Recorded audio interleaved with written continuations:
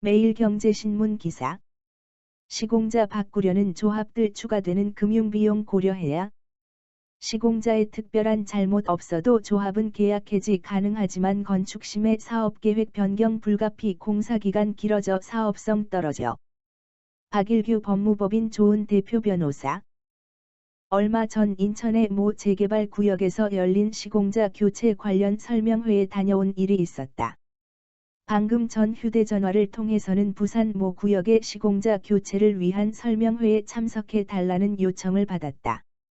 이 밖에도 총회나 설명회 등 구체적 일정을 잡은 것은 아니지만 모카 시공자 교체 카드를 만지작거리고 있는 구역도 적지 않다.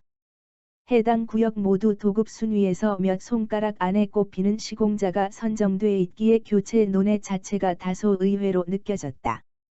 기존 건축물을 허물고 새로운 집을 지어 올리는 재개발 재건축 사업을 위해서는 수많은 협력업체의 도움이 필요하지만 가장 중요한 업체 하나만 꼽으라면 단연 시공자다. 전체 정비사업비에서 시공비가 차지하는 비율이 절대적으로 높기도 하지만 시공자의 역할이 단순히 시공에 그치지 않기 때문이다. 전체적인 설계 방향이나 사업 시행을 위한 인허가 과정에서의 직간접적 조력, 정비사업비 조달을 위한 신용 제공, 시공 이후 새로운 아파트 단지의 명칭과 전체적인 이미지 등 사실상 공동 시행자로서 전방위적 역할이 기대되고 또 시공자 역시 그 후견적 역할을 자임하기도 한다. 시공자가 정비사업에서 점하는 비중이 절대적이다 보니 도시정비법도 시공자 선정에 관해 타 협력업체 선정과 달리 유독 까다롭고 자세하게 규율한다. 우선 시공자 선정 시기에 관해서는 조합 설립인가 이후로 못 박았다. 공공관리를 시행 중인 서울시는 사업 시행인가 이후로 선정 시기를 더 늦췄다. 선정 방법에 있어서도 전자 시스템을 이용한 일반 경쟁 입찰을 거쳐야 하는 것이 원칙이다. 선정 총회에서는 전체 조합원 과반수의 직접 참석까지 요구된다. 이렇듯 까다로운 절차와 치열한 경쟁을 거쳐 엄선된 시공자들이 교체되는 이유는 무엇일까? 정비사업의 빙하기로도 불리는 2010년대 초반부터 중반까지 수년간은 시공자가 선정돼 있다는 것 자체가 해당 구역 사업성의 보증수표이자 분양 흥행의 결정적 지표처럼 여겨졌다.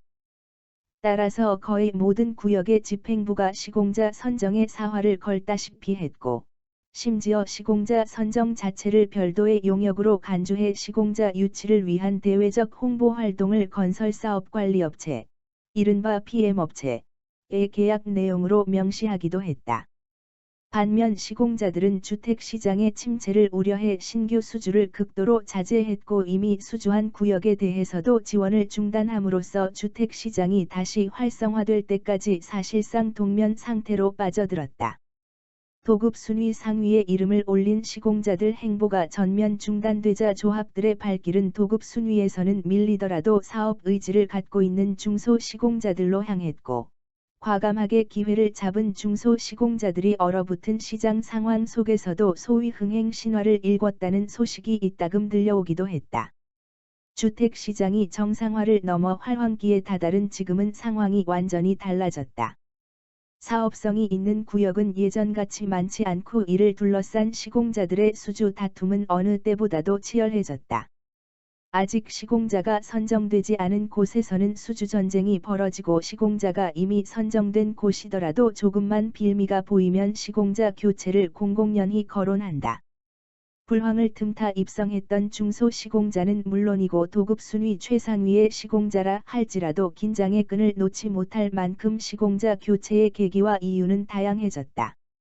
시공자 교체의 법률적 근거는 민법이 인정하는 도급인의 해지권이다.